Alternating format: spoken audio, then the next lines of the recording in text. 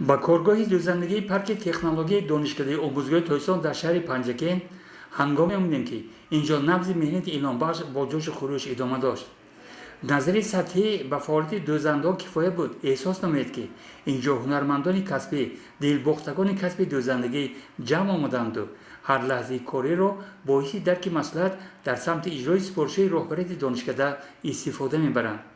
با روند زحمت چهوران هنر معاون رکتور دانشکده آموزگاری توسان در شهر پنجکین نامزد علم‌های پداگوژی فاطمه سراجزاده راهبری کرده. در صحبت با خبرنگاران ما چنین گفت: باعث قناعتمندی است که با تشبث راهبریت دانشکده آموزگاری تاجیکستان در شهر پنجکین چگونه که به همگان معلوم است پارک تکنولوژی عمل میکند و وابسته به این ما روزهای درهای گشاد را برای جوانان در اینجا تشکیل کردیم و من امروز مکتب بچگان دختران مکتب تحصیلات عمومی رقم 15 به اینجا تشریف آوردند و مقصد از تشریف آنها آن است که امروز آنها با فعالیت استوهای دوزنده شنا شدند و ما اینجا گفت و شنید به عمل آوردیم و آنها را تکلیف کردیم که در وقتهای تعطیل دختران آمده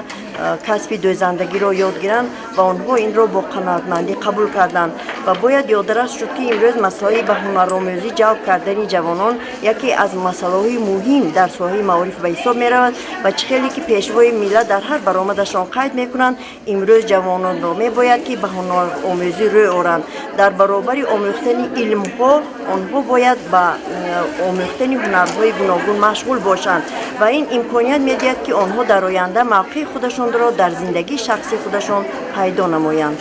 اعلام شدن روز درهای گشاد در کارگاه دوزندگی جوان دختران زیاد را از مسائل تعلیمی اینجا آورد و آنها بعد شناسایی نزدیک با فعالیت چهوران همزمان توجه به هنرهای مردمی از جمله سوزنی دوزی، گل دوزی، کشتی دوزی نموده با ما در تماس شدند. ما خوانندگان صنف نهم ا و دیگر صنف‌های نهم ب و گ و ب اینجا آمدیم که تا از کارهای دوزندگان یک چیز را یاد گیریم. ما خوانندگان در اینجا وقتی که آمدیم خیلی ما را با صمیمیت پر از مهر و محبت پیشواز گرفتند. ما از اینها میnnتداری خود را بیان میکنیم. ضمناً گفتنیم